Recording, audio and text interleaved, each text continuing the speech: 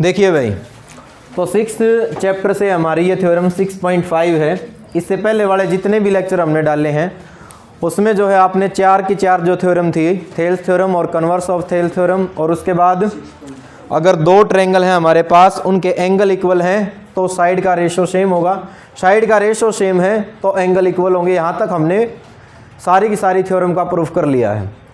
आज वाले लेक्चर में हम बात करते हैं उस थ्योरम की, यदि मान लिया किन्हीं भी दो ट्रायंगल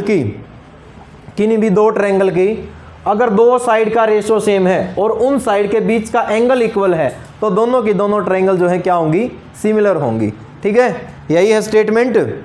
इसने कहा है if one angle of triangle is equal to the one angle of the other triangle, इसका मतलब वो दूसरी ट्रायंगल का एंगल हो गया। And the side include these angle, include these angle का मतलब जिन दो साइड के बीच में वो एंगल इंक्लूड है, वो छुपा हुआ है। ठीक है, आर प्रोपोर्शनल, अगर वो प्रोपोर्शनल है मीन्स समानुपाती हैं वो, ठीक है, then the two triangle are similar, तो दोनों की दोनों ट्रायंगल क्या होंगी, सिमिलर होंगी। ये हमने प्रूफ करना है। देखिए भाई, इसका प्रूफ करोगे कैसे। हमारे पास दो ट्रायंगल हैं,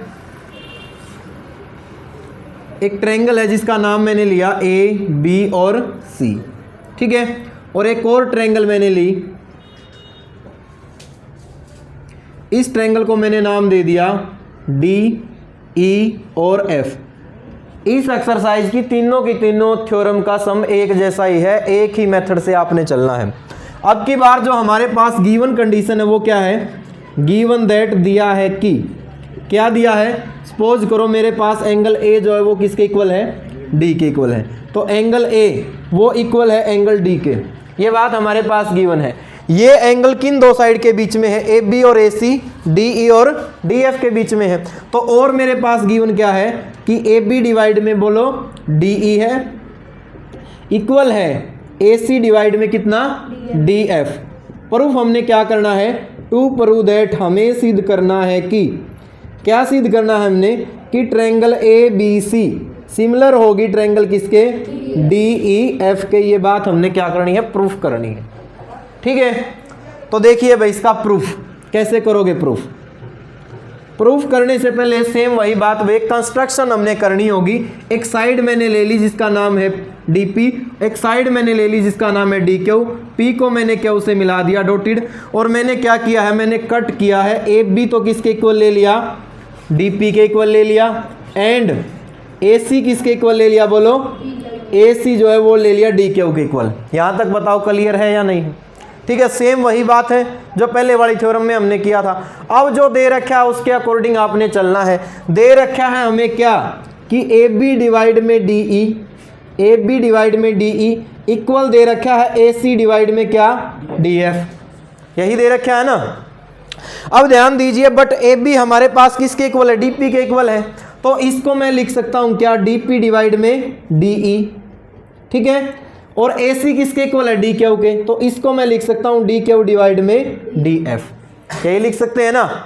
रिवर्स कर दो उल्टा, क्या हो जाएगा बोलो, डी ई डिवाइड में हो जाएगा डी पी, और ये इक्वल हो जाएगा डी एफ डिवाइड में डी क्यू। यहां तक बताओ क्लियर है या नहीं है। क्लियर है भाई। जो रेशो दे रखा था वो हमने लिया, ए बी जो हमने कट किया वो वैल्यू रख दी, ए सी जो हमने कट किया वो वैल्यू रख दी, उसके बाद उल्टा कर दिया, 1 माइनस कर दो दोनों तरफ से। ठीक है ना, ऐसा ही आपने जो थ्योरम 6 पॉइंट हमारे पास रही थी उसके कन्वर्स में किया था। सब्ट्रैक्टिंग क्या भाई, 1, सब्ट्रैक्टिंग 1 ऑन बोथ साइड, दोनों तरफ एक घटाने पर वी गेट या वी हैव क्या भाई, डी ई अपॉन में डी पी -1, और इस साइड कितना हो जाएगा बोलो, D F divide D Q -1, यही हो गया ना। टेकिंग एलसीएम डी पी तो क्या हो गया बोलो, D E minus D P, और यहां पर एलसीएम कितना है, डी क्यू, तो ये हो गया डी एफ माइनस में डी क्यू। यहां तक बताइए क्लियर है या नहीं है। क्या हो गया, यहां से हो गया मेरे पास कि कंप्लीट डीई में से यदि मैं ये डीपी घटाता हूं तो क्या बच गया बोलो, पीई डिवाइड में कितना बच गया, डीपी। अगर डी एफ में से मैं डी क्यू घटाता हूं तो कितना बच गया बोलो, क्यू एफ, और डिवाइड में डी क्यू। यही बच गया ना। अगर मैं इसका उल्टा करूं तो ये आ गया dp डिवाइड में pe इक्वल आ गया किसके, dq डिवाइड में qf, ठीक है ना, dq डिवाइड में qf, ठीक है। तो आप ये भी ध्यान रखना कि जो इक्वल का निशान है वो लगभग इक्वल के नीचे आए, ठीक है। यहां से क्या निष्कर्ष निकालते हो आप मुझे ये बताइए कि dp डिवाइड में pe dq डिवाइड में qf क्या हो गया, यहां से हो गया pq जो है वो पैरेलल है किसके, ef के। किसने कही थी ये बात, by converse of Thales theorem, not Thales theorem, converse of Thales theorem. बोलो यही था ना, ठीक है। अब ध्यान दीजिए अगर पी क्यू पैरेलल है किसके, ई एफ के, तो मैं लिख सकता हूं कि एंगल पी किसके इक्वल है, एंगल ई के। तो मैं लिखूंगा कि एंगल पी इक्वल है एंगल ई, ठीक है ना। एंड और क्या लिख सकता हूं, एंगल जो क्यू है वो इक्वल है एंगल एफ। कौन से एंगल है, कौन से एंगल है, कॉरस्पॉन्डिंग एंगल, क्या बोलते हैं इनको, संगत कोण, ठीक है ना। ये इक्वल हो गए। अब इनका हमें फायदा क्या मिलेगा, इन दोनों का हमें फायदा क्या मिलेगा वो आप समझिए। बिकॉज हम स्टार्टिंग में लेके चले हैं, क्या लेके चले हैं कि एंगल ए हमारे पास इक्वल है किसके भाई, एंगल डी के। हम लेके चले हैं कि जो ए बी है वो इक्वल है किसके, डी पी के।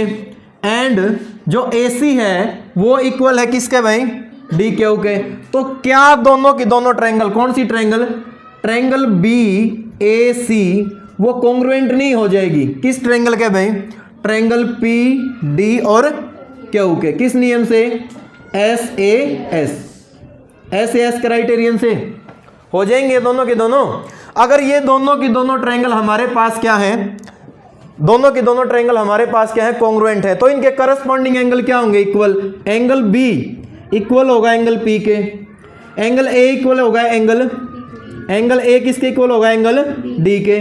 और एंगल जो हमारे पास सी है वो किसके इक्वल होगा, एंगल क्यू के। किससे लिखोगे, by C P C T, corresponding part of congruent triangle are equal, ठीक है।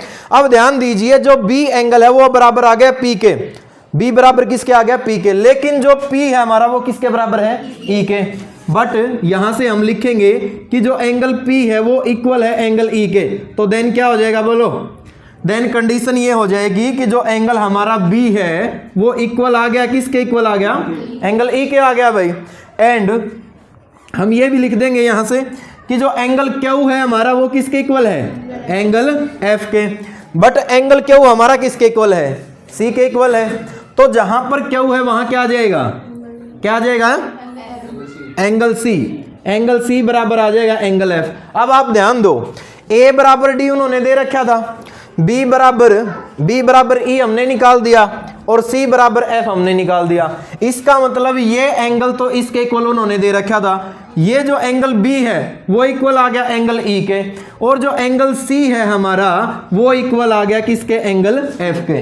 तो देन कंडीशन क्या हो जाएगी, यहां पर हम लिख सकते हैं क्या कि ट्रायंगल, कौन सी triangle, triangle A B C, triangle A B C similar हो जाएगी ट्रायंगल किसके, डी ई एफ। किस नियम से बोलो, एंगल क्राइटेरियन से। बोलो समझ में आया या नहीं आया, कर लोगे सोल्व इसको, तो हैंस वेरीफाइड या हैंस प्रूव्ड, ठीक है। समझ में आ गई, कितनी थ्योरम होगी यहां तक, 5 थ्योरम होगी। इससे जो नेक्स्ट थ्योरम है हमारी वो होगी एक्सरसाइज 6.4 के ऊपर, ठीक है ना। अब जो इससे अगला जो लेक्चर होगा वो होगा हमारा जो क्वेश्चन रहते हैं इसके, क्योंकि क्वेश्चन अभी तक कितने करवाए थे इससे पहले वाले लेक्चर में 2 ही करवाए थे ना। तो इससे जो अगला लेक्चर होगा उसमें जितने भी शायद 15 क्वेश्चन है, इसमें 15 है ना, 16 है, तो 2 हमारे हो गए, यानी कि 14 क्वेश्चन वो करवाने के बाद फिर हम करेंगे कौन सी थ्योरम, 6.6, 6.7, लगभग 9 के करीब इसमें थ्योरम है। 5 हमने करवा दी हैं तो 4 और रहती हैं, ज़्यादा नहीं है, ठीक है। वो डिलीटेड में है, कोई बात नहीं, बाद में डिलीट कर देना, लेकिन एक बार तो पूरा ही करवा दूंगा मैं, ठीक है। हाँ टेस्ट जरूर होगा भाई।